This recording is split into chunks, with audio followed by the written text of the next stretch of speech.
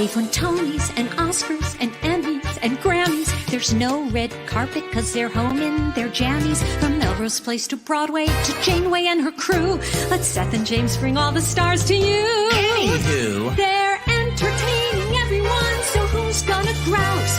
Just sit right back and you'll hear some tales on Stars in the House. Yay! Hey, everybody. I can't believe I'm sitting down. I feel like dancing to that magnificent opening number.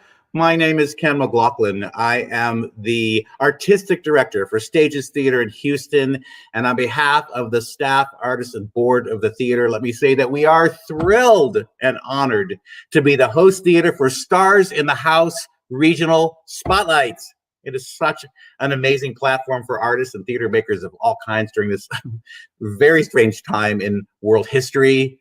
We send out a huge shout out to Seth and James, who have worked so hard and done so much to keep hope and joy and humor and just such great artistic work alive. Thank you, Seth and James. Amazing, adding to the canon of musical theater for us in amazing and remarkable ways. We couldn't be more excited to be part of your world for this hour. Thank you, thank you, thank you. And I also want to thank Stage's staff and board for being the most amazing people that you are. A special shout out to our board president, Jane Schmidt. Jane, hi! And board chair, Stephen Owsley. Board chair emeritus, George Lancaster. These three leaders and many others make working at this place really joyful, and your support means the world to us. And speaking of support, I want to point you all to the donation scroller rolling beneath my face. It is a time where your support is more critical than ever to keep organizations across this country alive and well. And we are especially thankful that we've been able to continue to do our work in this time, but it allows us, your generosity allows us to continue to keep artists working, and artists are really struggling at this moment in time worldwide. So what you can do to support that is support Stages for Houston artists, and it will be a wonderful opportunity to do that scrolling there. So www.stageshouston.com. I also want to take a moment to call some grace and care to our hearts for the more than 200,000 American families who grieve the loss of loved ones and the staggering numbers of neighbors still in direct struggle against COVID-19. You are in our hearts today and always. We lift also healthcare professionals and first responders worldwide who remain committed to our safety and our well-being. Thank you, thank you, thank you. And we also lift the many who continue the march toward greater justice and equality and stand up in necessary protest against injustice and racism. You lead us toward our best selves. Thank you for your courage and your service to our democracy. We may be socially distanced, but we are all connected. And that's what theater is all about. So a little bit about our theater. Stages was founded in 1978 and has a remarkable history as one of Houston's most exciting and intimate theaters. Our work is really wide-ranging, from populist to the avant-garde, because we believe to lift and celebrate the creative spirit of all people and stories. So when it came time to talk about us for an hour, we thought, what if we did something that no one would expect us to do? And what that means, I don't know. What that means is, we just opened a brand new 3-theater state-of-the-art facility 7 weeks before COVID shut us down.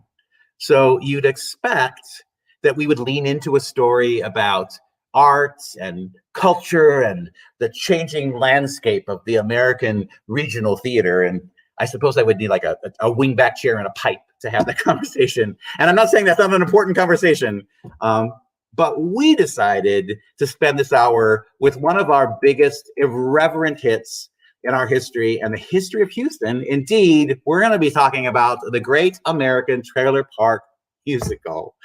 We're going to talk with the creators of that smash hit show. We're going to talk about where it sits in the history of stages.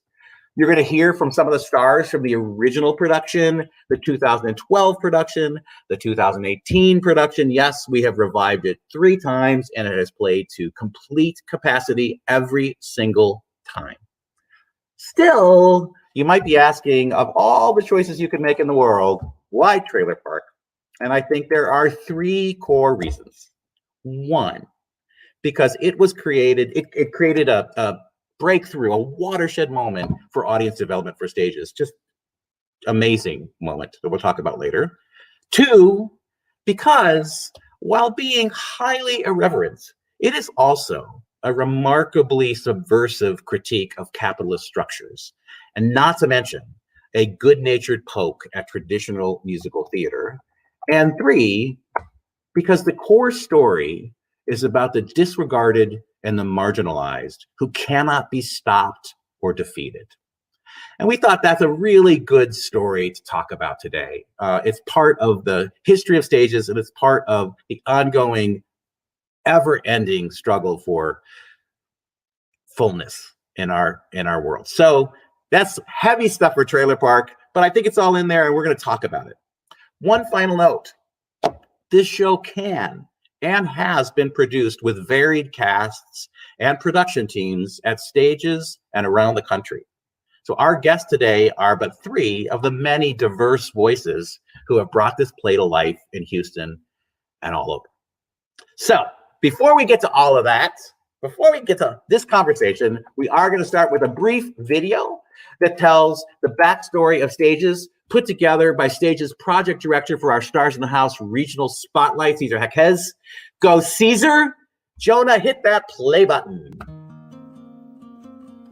Start. Born in the basement of a brewery in downtown Houston, Texas, Stages was founded by Ted Swinley in 1978. From the beginning, Stages' daring was evident through an eclectic, broad-ranging scope of work, from populist musicals to groundbreaking dramas and innovative stagings of world classics. In 1985, Stages moved from the basement to an abandoned factory in Houston's near-town neighborhood, where a team of dedicated artists and supporters built 2 fantastic, intimate theaters and helped to spur neighborhood revitalization. All the while, continuing to produce work that was unique for Houston audiences. In 2002, Stages added Houston's first and only tuition-free professional conservatory training program for high school students. The conservatory has been the first step in the careers of many artists currently working across the country.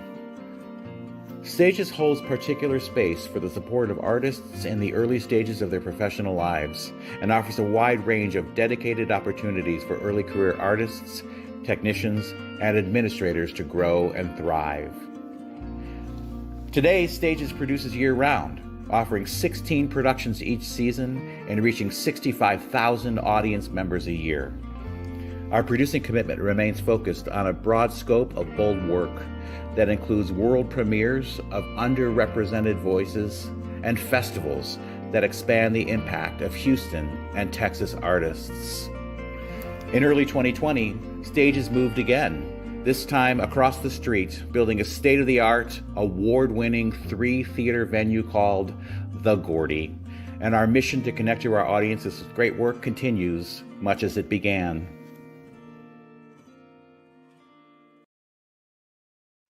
Let's hear it for Cesar. I love that video. Yay, Cesar. And thank you, Jonah, for playing that. Everybody out at home, there's an amazing team in the green room making this work. So thank you to both of those amazing individuals. So that's a story of Stages.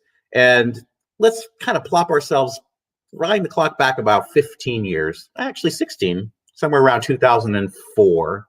The Great American Trailer Park Musical was brought to the attention of then artistic director Rob Bundy after he had learned about its NYMF workshop in New York City.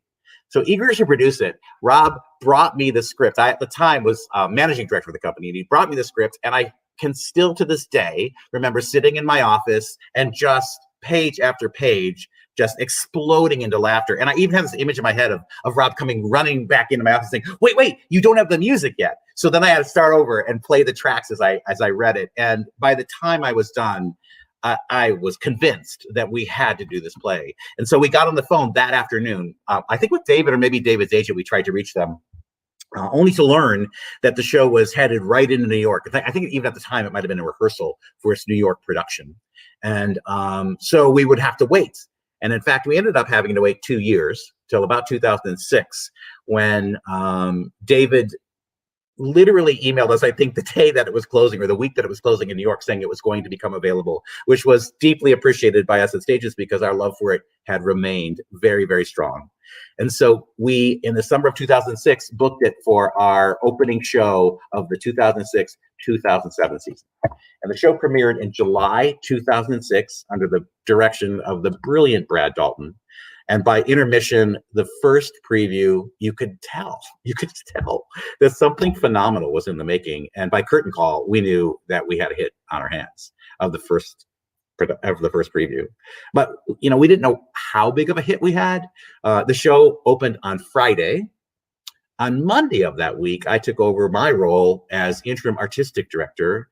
And I could not have been more fortunate at that time to have a smash hit show to begin my new journey as leader of the organization. And during that time and throughout that early moment, the show took off like a rocket. The initial 6-week run sold out in about 10 days, as I recall. And so we started extending, and then we extended again, and then we extended again. And then it was the holidays, and we thought, well, we'll extend again, and we extended again. And the show ended up in total playing 10 months. And went on to become the longest continuous run of a professional play in Stages and Houston's history. A title that it actually held, and it's only number 2 now. It was kind of knocked out in 2010 by The Marvelous Wonderettes, but only by a little. So it holds a special place in the history of the city and the history of the theater. I just remember that night after night at intermission, the audience would burst into the lobby singing the final tune of the first act, Storms of Bruin, and celebrating the lunacy of actress Susan Kuzin, a comic genius who ended the act with a wicked Stevie Nicks parody at the end of the song. And people still talk about that moment to this day and talk about how we have worked to top it in all 3 productions, with Susan Kuzin playing the role of Betty in all of our productions plus the Christmas. So I'm shouting out to you right now, Kuz, hello. Thank God the show ran so long, because by spring of 2007, David Nels and Betsy Kelso had space in their schedules to come see it, and our bond with these brilliant artists was born. And I'm going to bring them out here, the 2 writers of Trailer Park. I'm going to give you bios first, and then they're going to pop onto the screen. So here we go. Ladies and gentlemen, Betsy Kelso. In addition to providing the book for the Great American Trailer Park Musical, Betsy served as director for both the original Nymph Workshop and off-Broadway productions of the show. She also wrote the book for the Great American Trailer Park Christmas Musical and served as choreographer for the world premiere of that production at Stages, and we have some great stories about that time. She adapted the British musicals Girls' Night and Girls' Talk for their U.S. tours and off-Broadway runs. She has developed TV series for Warner Brothers, ABC TV, MTV, Disney Channel, and Universal Music Group. She wrote and directed the short film Church and State, starring Martin Starr, and wrote and an animated series, wrote and performed Behind the Music That Sucks, an animated parody series that aired on Fuse, and wherein she can be heard as the voices of Courtney Love and all 3 Dixie Chicks. As a performer, she can be seen in the first season of Hannah Montana and is a founding member of the all-female sketch comedy team Shirley Chicken Pants. Currently, Betsy writes and produces for WWE's TV shows, pay preview events, and shoulder programming, award-winning, extremely funny, and just plain awesome. Ladies and gentlemen, here comes Betsy Kelso. And next up, there she is. Hi, Betsy! And here comes David. I'm going to talk about David. David Nels is the composer-lyricist for the Great American Trailer Park Musical at Dodger Stages, 2007 National Tour, 2004 Nymph Festival, 2008 Edinburgh Festival. He has been a composer-lyricist for Broadway Bears, the opening numbers for years 2019 and 2020, as well as writing the opening number for Broadway Bears Fire Island in 2016. David's other musicals include The Water Coolers, Breach, Killer Wigs from Outer Space, Mommy Dearest, with working in collaboration with Christina Crawford, and his most recent, The Wind. In a fun and personal side note, David and I have collaborated on 5 musicals together, including I'll Be Home for Christmas, which had its world premiere at the Arvada Center in Denver in 2016, A Midnight Clear, world premiere for stages in 2017, and 3 Pantos for stages, Panto Sleeping Beauty, Panto Mother Goose, and this season's Panto Buttons, Panto Sleeping Beauty, a one-man COVID lockdown panto. And these are only a few of his writing credits. He has acting credits, musical director credits for days, singing credits, CDs, you name it. My friend and a truly great artist, Mr. David Nels. Hey, everyone. Hey, everybody. Yay, David and Betsy. So that's it. I told you I had a big monologue at the beginning. But very long. Now it's you guys. Let's start. Like what? Where did this idea come from? Like, who was the one who said it first, and how did it happen? Well, okay. It started. I used to do a drag act at Don't Tell Mamas. My drag name was Idaho.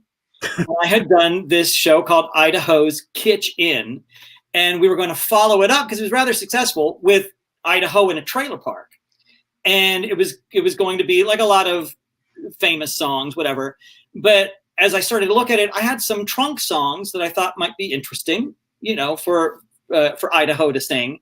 And Betsy was working with a group called Spilt Milk at the time that was performing a lot at Caroline's Comedy Club and a lot of clubs in the city. And I had seen them recently at that time and thought, well, Betsy should write the book to this. And then it kind of became something else. I approached Betsy and she was like, no, I don't really want to do that. Well, it wasn't I didn't want to do it. It was that I thought it was really daunting because the only thing I'd ever written was sketch comedy, like just short, silly, fun, whatever. I think I was just intimidated by the I was like, I can't do that. Like, that's just, I can't write a musical. I don't know how to do that. Do you remember, like, we had the talk? Yeah. And 4 days later, you were like, oh, I have the first draft. which is like very me. Like, I can't really. And then I'm like, oh, okay, here's the. And it was, and especially when I was younger, I wrote a lot faster when I was younger. And it was because we had met on Rocky Horror in Europe. So we had toured together. We knew each other as performers. And I do think that our working relationship was super easy from the start, in that we were kind of loose and we had fun. And we wrote stuff on the bus, like just to silly stuff. Yeah. So out of that kind of environment and out of this quick, like, oh, let's do this thing. You guys are both like, who's from Florida? Betsy, are you from Florida? No, I'm from. Oh, you're from Florida. So how did we end up in Stark, Florida, and where did these people come from? It was our friend Jerry because we were trying to figure out a place to really make this happen, and he was like, oh, there's this town called Stark, Florida, and he started telling us all about. There was the guy who was like an evangelist or so, I don't know. There was some kind of religious thing, and he was trying to close down the strip club. Bones or yeah, it was crazy, and we were trying to like get that in. It died, an early death in the process. But but it was our friend Jerry who kind of steered us to North Florida. And what's interesting too is that we didn't overthink too much either. Like, now I'd probably be more apt to turn that decision over in my head 20 different ways, and what does it represent, and I would be so much more sensitive about what I'm saying and why it should be there, why it shouldn't be there. And I think we just went with it. We liked the name Stark. It had the faulty electric chair, and we're like, we just said yes, and we just kind of went for it. It's so interesting to hear you say that, Betsy, because that actually, I mean, I think that's the character of the piece. It's just so, I mean, I think that's what makes it joyful, and well, I use that word irreverent, but it just doesn't, it doesn't care if it follows rules particularly, although it does all dramaturgically add up and make sense, and it has an incredible heart to it. It's there's pops up some pics of the show. Oh. Yes. There. Oh, you know what, Jonah? I skipped the whole part in our outline where we talk about the show. But there's the show, which and several different versions of it. The characters taking on different roles, especially this Greek chorus idea, where these 3 women kind of guide us through this story of an agoraphobic housewife and her husband who steps out with the new girl in town, who happens to be a stripper at the Litter Park Palace. The Is that right? What is it? The Litterbox Palace? Litterbox Show Bar. Yeah. So where did the Greek chorus idea come from? Like there are 3 women Greek chorus there. Well, it was originally 6 women, and then we pared it down to 3. Then we pared it down to 5. Then we pared it down to 3. But David came to me with that concept. That was the concept he approached me with, was this is my vision, and there's a Greek chorus of Trailer Park, like housewives. So that was part of his original vision. And it, to his point, it started with 6 and we pared it down, as he said, I think 5 to 3, 6 to 3. How'd you guys end up in New York? So how did it take off? And then talk a little bit about the off-Broadway production. Like, boom, that happened really fast, actually, right?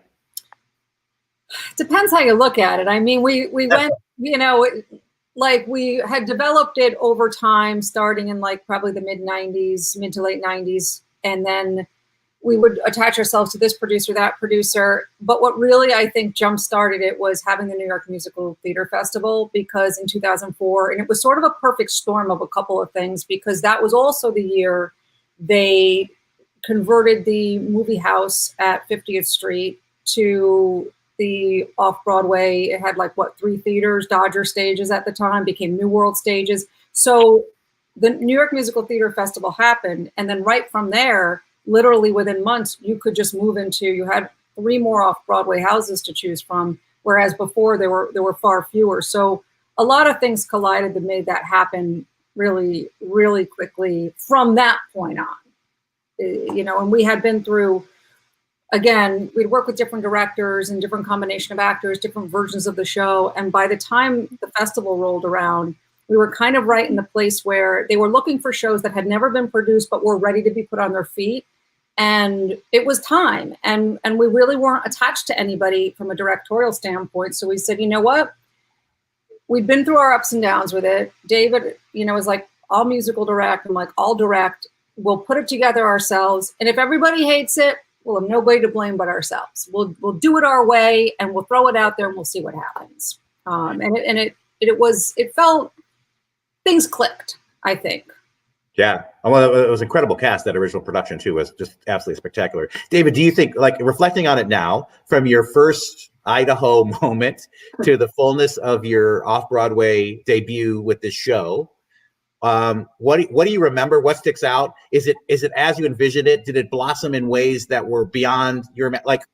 How do you reflect on the experience? I mean, Betsy coming on as a writer and her keen eye for the comedy, and also to retain the heart of it, was really spectacular. I mean, if we had done the Idaho show in a trailer park thing, it would have been an hour show that would have been real funny and campy, and it would have lasted for a couple of months, never to be seen again, just like Idaho's Kitchen, which can only be seen on my VHS tape that I still have. So, but the thing that's interesting from that very inception of Trailer Park, a lot of stuff still remains from the very, very first draft, especially musically, like the This Side of the Track song, Storms of Bruin, the TV show number. There's a lot that remains. The finale is retained as well. So, but there's 28 songs that were cut in the, so we can do a whole other show if you want. Well, Trailer Park 3. We'll talk about Trailer Park 2 in a minute. But I'm going to move to the stages production. I'm going to come back and kind of talk about this as a national phenomenon of the show, because it has been a national phenomenon. But I'm going to move to bringing some of our stars from our original production in, and maybe take a look at some of the songs, take a look at the show, and hear some of the show. So I need to push this button over here to get this to happen. Okay, there you go. Okay. Let us start to bring in the 3 stars of the stage's productions, actually. And I'm going to start with Holland Vavra. Holland is celebrating her 13th season at stages, where she has played Sandra in Big Fish, Sue Ellen in Honky Tonk Angels, Kira in Xanadu, Susie Simpson in all 4 of the Marvelous Wonderette shows, Percy in the Spitfire Grill, to name a few. For Theater Under the Stars, Holland has played in Beauty and the Beast, 110 in the Shade, The Music Man, LMNOP, Dreamgirls, and the leading player in Pippin, and countless other roles across our fair city. She is one of our most beloved actors, Holland Vara. Hi. Holland has a unique, we're going to talk in a minute. I'm going to bring everybody in first, but Holland has a unique role of having played both Pippi and Jeannie for us in different ways. So we're going to talk about that in a minute. Next, I'm going to bring in Josh Morrison, who played Norbert in our last incarnation of the show, and also played Jackie in the world premiere of the Christmas musical. Josh Morrison is the Associate Artistic Director for Stages and one of the most sought-after actors and directors in Houston. At Stages, he has starred Sexy Laundry, Bright Ideas, Orange Flower Water, Silence, Rounding Third, and Auntie Mame. And he has directed the world premiere of The Book of Maggie, productions of Wittenberg, The Elaborate Entrance of Chad Deity, Veronica's Room, and Panto, Rapunzel, and Zombies. He has worked in nearly every theater in Houston, probably every theater in Houston, and is roundly adored in our community. Ladies and gentlemen, Mr. Josh Morrison. Hello. And adding to the triangle of artists and also the triangle in our story, we're going to bring in Brooke Wilson. Brooke has played in productions of the Great American Trailer Park Musical across the country and was in the Stages' original 2006 production as Pippi. For Stages, she has been in Honky Tonk Angels, Honky Tonk Laundry, Bat Boy the Musical, Girls Night. And for Theater Under the Stars, Brooke has starred in $1 Million Quartet, First Date, the world premiere of the one-person show Waiting for Johnny Depp, and she was spectacular in it, Reefer Madness, The Best Little Whorehouse in Texas, Allen MLP, and many more. She has also worked at Houston's Alley Theater, 80 Players, across the country at Riverside Theater, Merry-Go-Round Theater, Arvada Center, Northern Stage, and was a featured dancer for the band Fish at Madison Square Garden, New York City. Ladies and gentlemen, Brooke Wilson!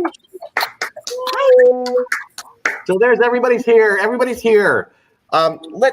We're gonna jump to a song first. This, because we're going to talk about the soul of the show. We're going to talk about the kitsch of the show. The show ultimately, in terms of its plot, is an agora. Raise your hand if you've played this role. The agoraphobic housewife, and her husband, who steps out with the stripper. So it's a love triangle. These three having played all parts of that triangle. And this song that we're going to actually flip to right now actually opens up the soul of the show. So the show starts out in a wild, incredible, joyful, expositional world, but then settles in and gets to its soul. And this song, called Owner of My Heart, sets the tone for the real story that's going on here. So Jonah, roll Owner of My Heart with Josh Morrison and Holland Barber.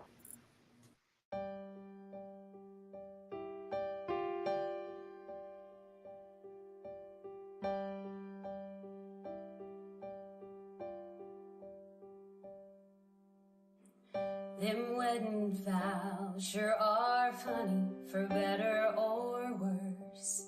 Well, my man's seen the worst of me, for sure. But the light at the end of the tunnel is getting near, and it's time to make things clear. Gonna wipe away my fear, and I'll do it all for the one that I adore. For you are the owner of my heart, keeper of my dreams, holder of my thoughts. When at times it seems I might slip away, too far away, so far apart. Gotta stop myself, remind myself that you are the owner of my heart.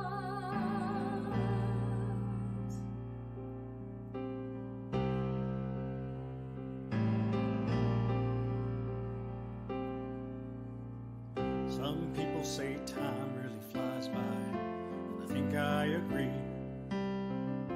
But time's done made a stop around here. When you see a smile on your woman's face you ain't seen in 20 years, makes all time stand still, so beautiful until you realize there's someone else's smile that can make everything disappear. But you are the owner of my heart, keeper of my dreams, holder of my thoughts. When at times it seems I might slip away, too far away, so far apart. Gotta stop myself, remind myself that you are the owner of my heart, keeper of my dreams, holder of Seems I might slip away, too far away, so far apart. Gotta stop myself, remind myself that you are the owner of my heart. You are the owner of my heart. You are the owner of my heart. You are the owner of my heart.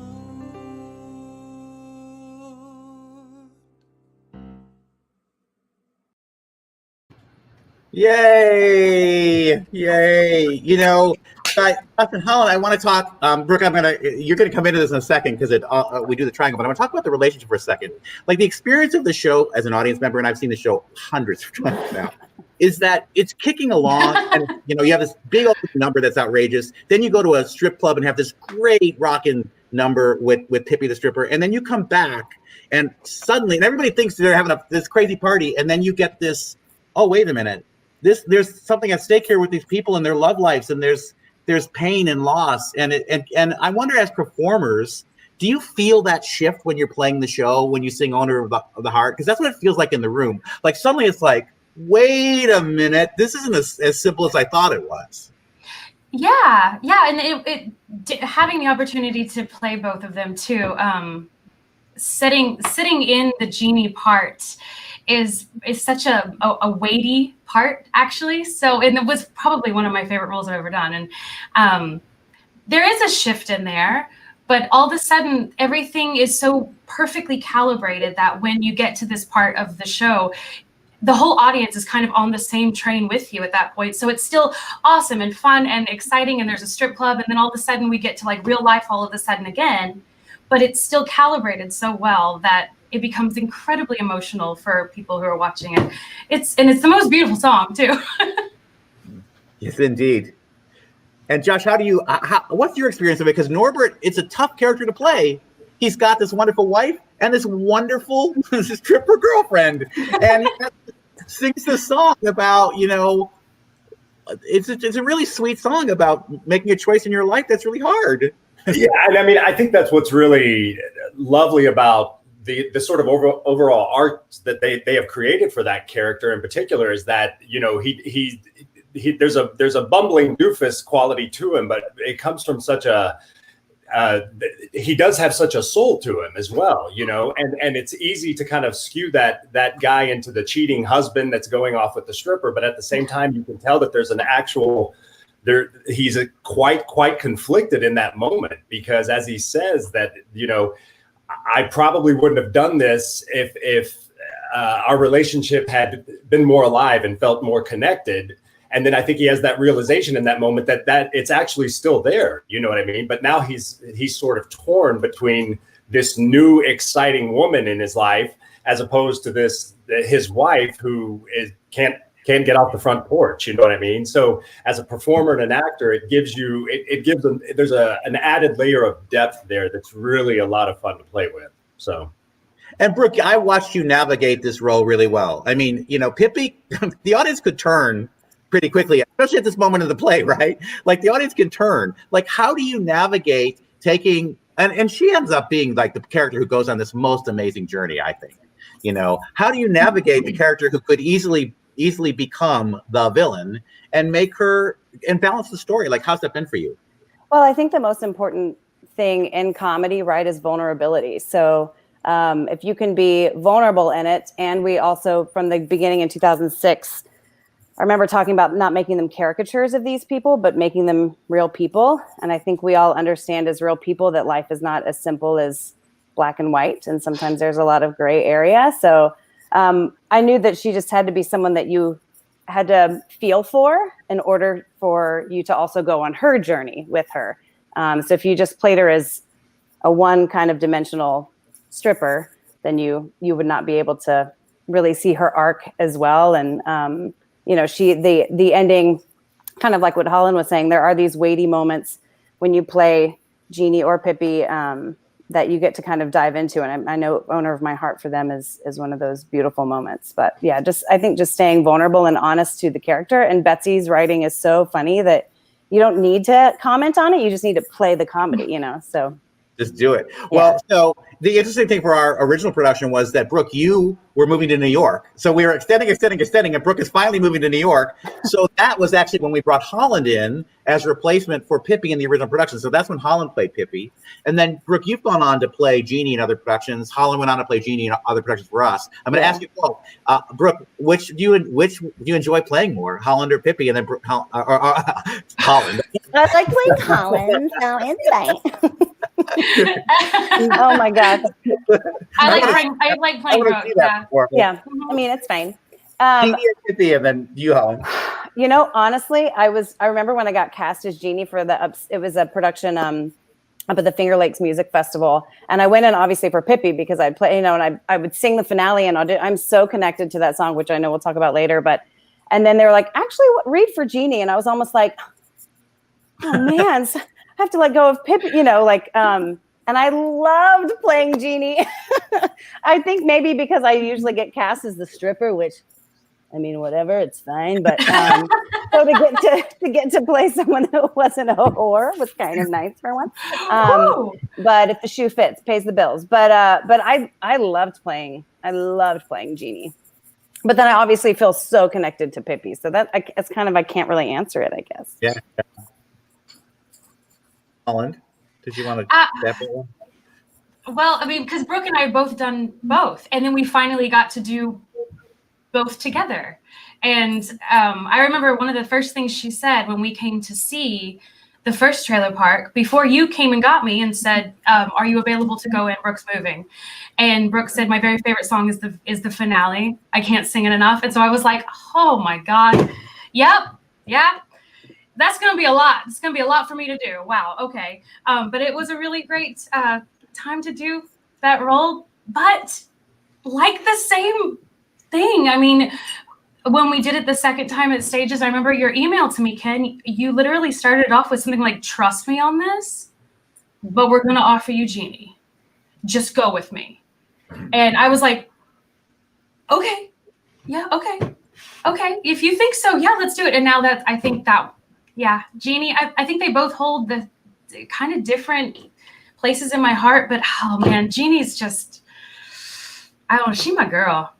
Yeah. Well, let's take a look at, we're going to look at least Jeannie, one of Jeannie's big musical numbers. This is the 11 o'clock number on the show, from the show, and see why an actor just would love that. And we're going to actually do the closer in a little bit too and see. So these two key pieces of great musical theater writing for these actors. So here's Jeannie's 11 o'clock number, Panic.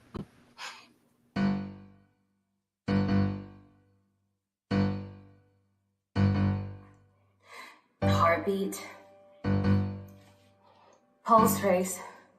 I can stay tucked in my safe little place, but the sweating and the shaking remind me there maybe's life for the taking tonight. My knees weak, feel my head spin.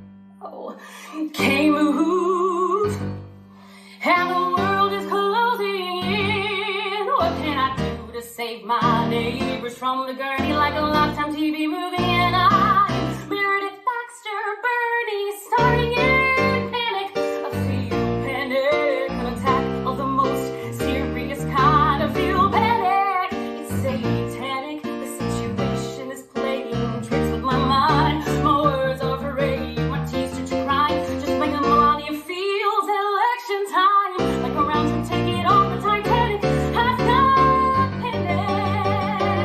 Oh, look at you, what a pathetic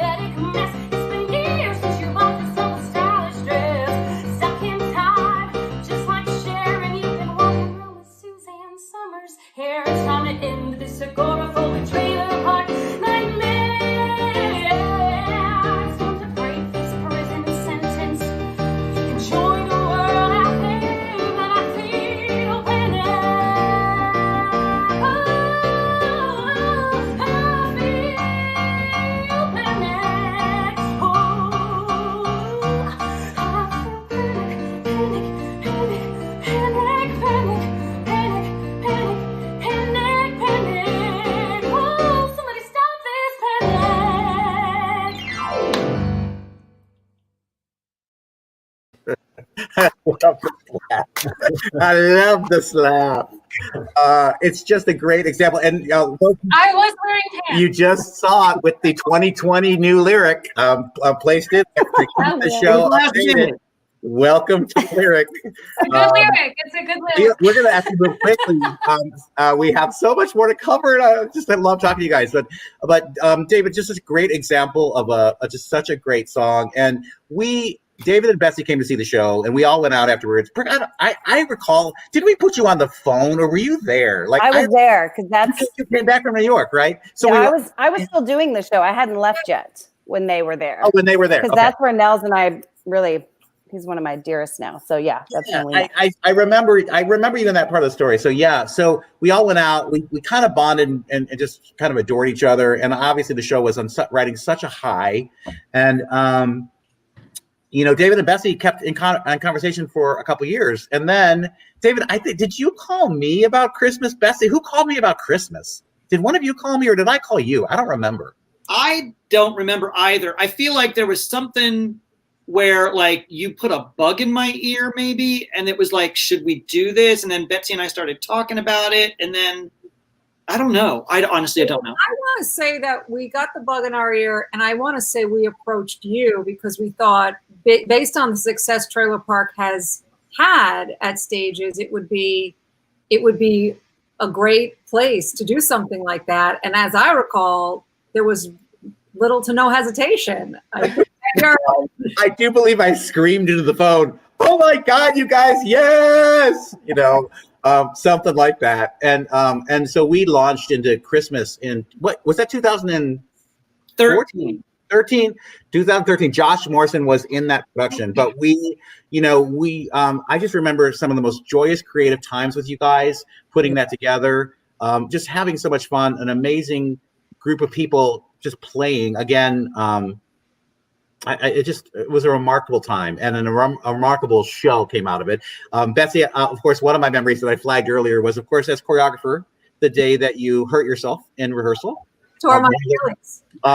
And folks, the inside story is that Betsy tore something in rehearsal, but my response was so over the top horrified that I terrified her, because I thought her foot fell off. Actually, I mean, literally was separated from the angle that I was looking at it. So I, being the sensitive person I am, started to scream in panic. And Betsy, how did you make that happen?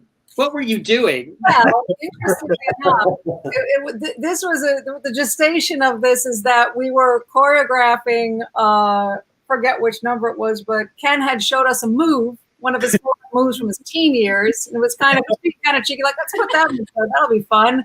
But then people were they're making it too hard. So I said, everybody gather around. You guys are making it way too hard. Let me show you how it's done. Wow. And it makes, when you not to be gross, but when you snap your Achilles, it makes a sound.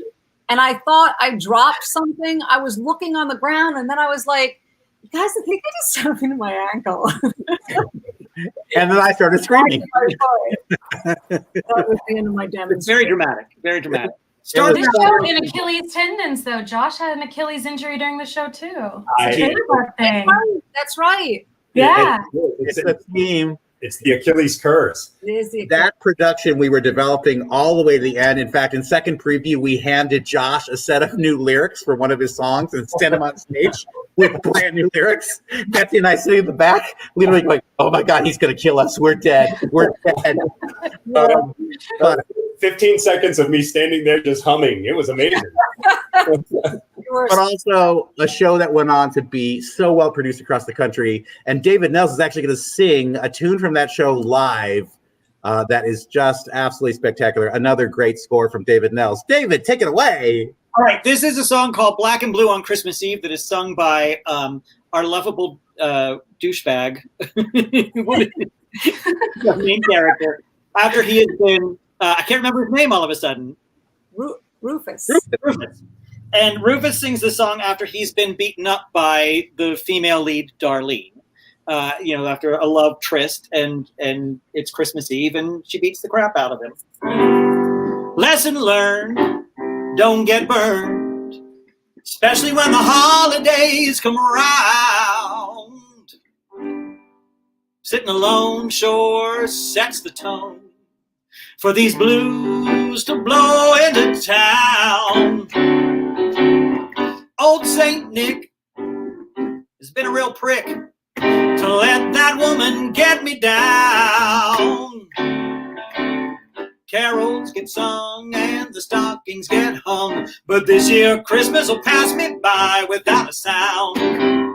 She done ripped out my heart and stomped on my soul, punched me in the gut, every hit done took its toll. They say a woman is weak, but that's a line I don't believe, 'cause here I am, black and blue on Christmas Eve. She turned on her charm, and with a twist of my arm, she hooked me with her sweet attitude. I never choose to get this bruised. My broken heart is way beyond getting glued. She put a pit in my stomach, took a bite of my pride, scratched below my surface, yanked my heartstrings till I cried. If woman is the fairest sex, she ain't fair enough to relieve my feeling black and blue on Christmas Eve. Ain't got no joy to the world, hark no herald angels done called on that silent night when that little lady decked my halls. So come all ye faithful and take up my song. I'll never let another woman do me wrong. So raise a glass and go get some holiday ass. No more singing these Christmas blues. Let's have some fun around for everyone. Here's to the season of a guy who's paid his dues. Now she can't rip out my heart. She can't stomp on my soul. She can't punch me in the gut. From now on, I'm in control.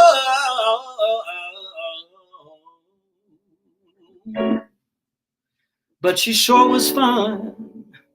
I thought she might be the one, and that's the reason she has achieved to get me feeling black and blue on Christmas Eve.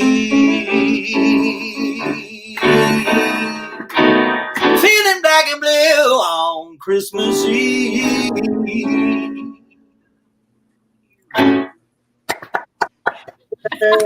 David. We had so much joy putting that show together, and in fact, it was our intent actually to revive that production this year, but COVID has come to our world and has changed everything. And we're gonna take a little moment actually now to take a look at where Stages has been in our new building. We'll take a peek at our brand new gorgeous facility, open only 7 weeks before COVID hit us. And in fact, Holland and Brooke were in a show called Honky Tonk Laundry we closed the theater down on opening night of that show. We had previewed it twice. So they are right on the forefront of the COVID moment with us at Stages. But let's take a peek together at the Gordy, our beautiful in the building. Joan.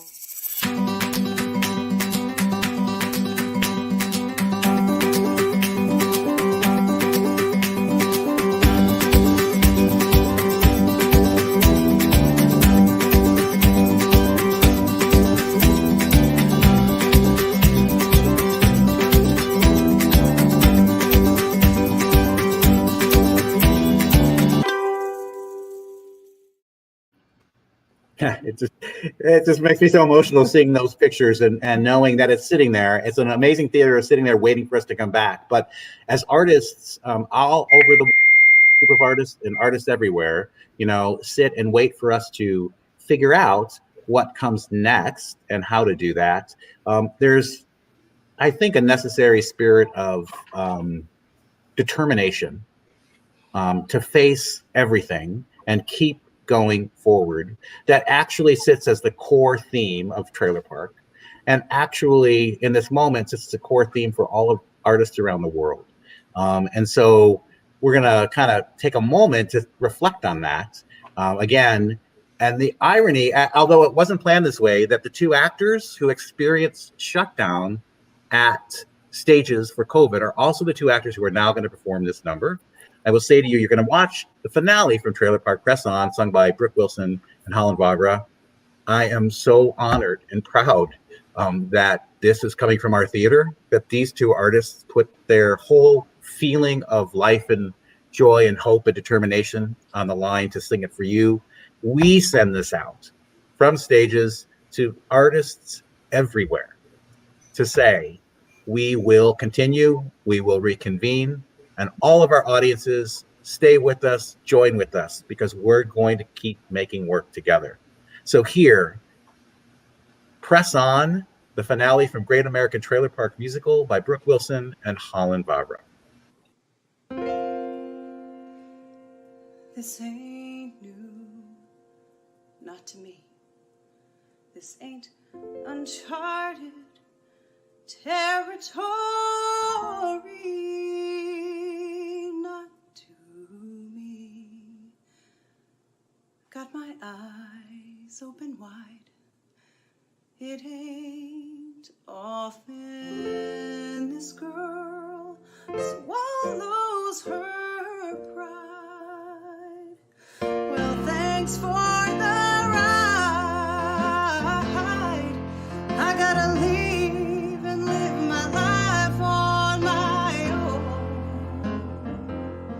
I don't need a man to face the unknown. It's time to slip on my highest heels and raise my head above this back-breaking, heart-aching, forsaken life. Ooh, I wanna make like this day never happened. Oh yeah, I gotta make like the pain I feel is gone. Myself strong and move away from what's wrong. I gotta make like a nail and press on. I gotta make like a nail and press on. Like the phoenix who rose from the ashes.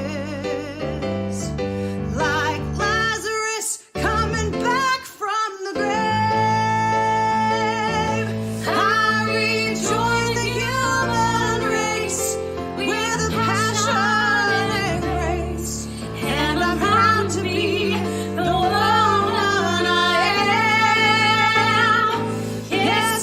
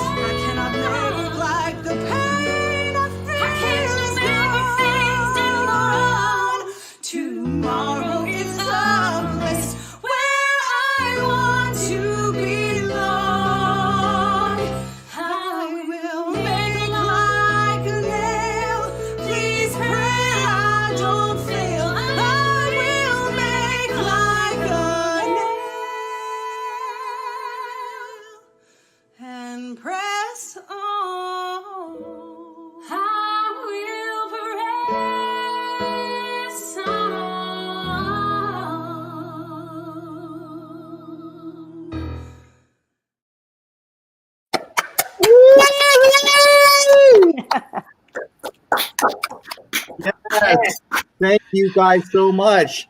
Like, you know, that's tomorrow is a place where I want to belong. Like, what an amazing thing to say at this moment in time and to think about it. Like, how are y'all feeling? Like, you know, hopeful. What's it going to be? Like, we have to be, right? We all have to be hopeful, or else what's the point? Yeah. To bring up our old friend Orfeh, apparently just 2 days ago, she tweeted that line, tomorrow is a place I want to belong. And, you know, it was a real nice little, I'm not on the, whatever it was, Instagram, Twitter, I don't know that crap, but I feel bad, you know, I'm barely on Facebook. she tweeted that, and it seems like that's a real interesting line to think about these days, because we do need to have hope and think with a forward motion, even though some of us are feeling stuck. And I think checking in with, I mean, I know a lot of y'all know I went through a personal tragedy in May, and the theater community in Houston and all over the nation that I've been a part of, just reaching out to each other. It's been spectacular. Then that's the thing that's gotten me through. So that song, I was going to try not to break down, but that song, Trailer Park, has always come up in my life when big things are happening. Moving to New York, first regional production, moving back to Houston, and now with Oscar being gone, it's just, I can remember when I was walking out of the ICU, I only got to see him for an hour because of COVID, and that was for some strings someone had pulled for me at my job where I work and teach. And I remember thinking of these lyrics, and, some people who might not be musical theater people might not understand that. But this song, like I said, has always really resonated with me. And I agree with you. And everyone is grieving right now in various stages. And so I've been so moved by the way people have come together through this. And so I just want to say and encourage people, keep checking in with your buds, keep sending them texts. David Nels just will send me pictures of Cooper. I mean, Holland sends me pictures of her guinea pigs. Ken reached out beautifully, and so is Josh, and all over. So I on a personal note, want to just thank the entire Houston theater community and people I've worked with across the nation. But let's just keep checking in with each other. We have to keep the community strong. And I think that's what this song is about. The two women at the end come together and look each other in the eye and say, I'm proud to be the woman I am at the same time. And I think that that's really important. And we sing it to each other. And I think that's just acknowledging things can happen in the past, but that doesn't define who we are. We have to just keep our heads up. And I know the best way I can honor my late husband is to keep my head up and keep his light alive. Otherwise, it's going to go away. So if we can keep each other's lights moving forward, even in this unbelievable time, I think then we'll come through the other side of this. Brooke, just thank you for sharing that. And Oscar is chopping up and celebrating. He just is. You from your heart. And that's what an artist, ladies and gentlemen, that's, to take our lives and open them up and to build a community together. That's what we work really hard to do. And whatever that form takes, it might be the silliest musical, or hardcore, edgy. It could be anything, but it is about our connection as human beings. And I want to thank these human beings for being so amazing and sharing this hour with us. I want to go back and thank Seth and James. Thanks for the platform. Thanks for lifting up art and music and musical theater at this moment in time. I want to thank people at Stages, my executive partner, Mark Folks, managing director, Teresa Ehring at TCG, who was the one who connected us with Seth. It was amazing. Thank you, Teresa. Mark, thank you for following up. The Stages team, Peter Ton and Joel Burkholder and Mitchell Greco, who helped put all the videos together. And back to the superstar of Cesar Yaquez, who just put this whole program together. It was his first adventure in producing. I'm sure if he popped on the screen right now, he's pulling his long hair out, because I didn't exactly follow the outline as closely as I might have. Sorry, Cesar. The talent always screws up, and I don't have talent. But amazing work on everybody's part. We're so grateful. Please think about donating to Stages. Think about supporting artists. Think about reaching out to artists. If you know an artist and actor in the community, I just want to affirm what Brooke said. Just keep staying connected to each other and keep staying connected to each other through the joy that we can share, as well as the truth and authenticity of our lives. Thank you so much, everybody. I'm watching the clock wind down. I'm like, this is what it feels like, I guess, to be on television, right? To be a newspaper. And someone comes in here and says, stretch, you got 30 more seconds. So wave out, everybody. Say a couple of words. I have 20 seconds. So thank you, everybody. Stars in the house.